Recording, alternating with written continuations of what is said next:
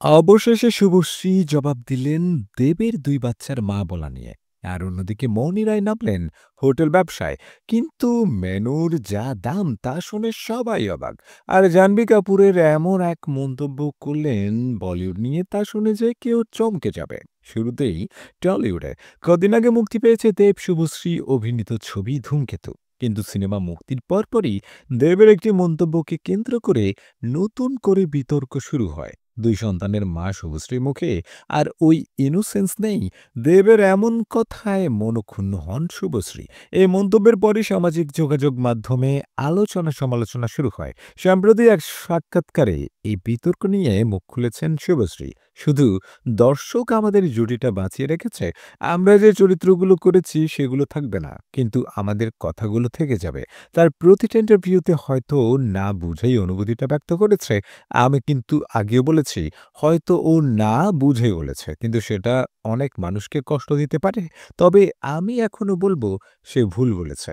এদিকে বলিউডে গ্ল্যামারের পাশাপাশি এখন তারকারা নামছেন ব্যবসায়ও। অভিনেত্রী মৌনি রায় খুলে ফেললেন ভারতীয় খাবারের রেস্তোরাঁ। নাম দিলেন বদমাশ। অভিনয়ের পাশাপাশি বলিউডের প্রায় প্রতিটি সেলিব্রিটি নিজেদের রেস্তোরাঁ খুলেছেন।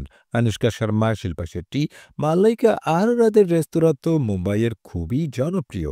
এবার রেস্তোরাঁর তালিকার নাম লিখিয়ে ফেললেন অভিনেত্রী মৌনি রায়। খুলে ফেললেন ভারতীয় খাবারের রেস্তোরাঁ। নাম দিলেন বদমাশ। সোশ্যাল মিডিয়ায় ফাঁস হলো মৌনি রায়ের এই রেস্তোরাঁর মেনু। মৌনির পছন্দ করা পদের দাম দেখে তো অনেকের চক্ষু চড়ক গাছ। এখানে মেনুতে রয়েছে ভেলপুরি, যার দাম ৳৪০০, অ্যাভোকাডো ভেল, যার দাম ৳৩৯৫, শাহী টুকরা ও পান্তুয়া, যার একটার দাম ৳৪১০, মশলা পাঁপড়, ক্রিসপি কর্ন ৳২৯৫, তন্দুরি রুটি ৳১০৫, নান ৳১১৫। আর অন্যদিকে ইন্ডাস্ট্রিতে টিকে থাকতে বোকা সেজে থাকতে হয়। এই মন্তব্য ফের আলোচনার কেন্দ্রে জাহ্নবী কাপুর। সাম্প্রতিক কাজল ও টুইঙ্কেল খান্নার শোয়ে করণ জোহরের সঙ্গে উপস্থিত হয়েছিলেন জাহ্নবী। সেখানে তাকে প্রশ্ন করা হয়, বলিউডে এখন পর্যন্ত সবচেয়ে কঠিন অভিজ্ঞতা কি? উত্তরে অভিনেত্রী বলেন, ইন্ডাস্ট্রিতে টিকে থাকতে গেলে পুরুষ অভিনেতাদের ইগো বুঝে চলতে হয়।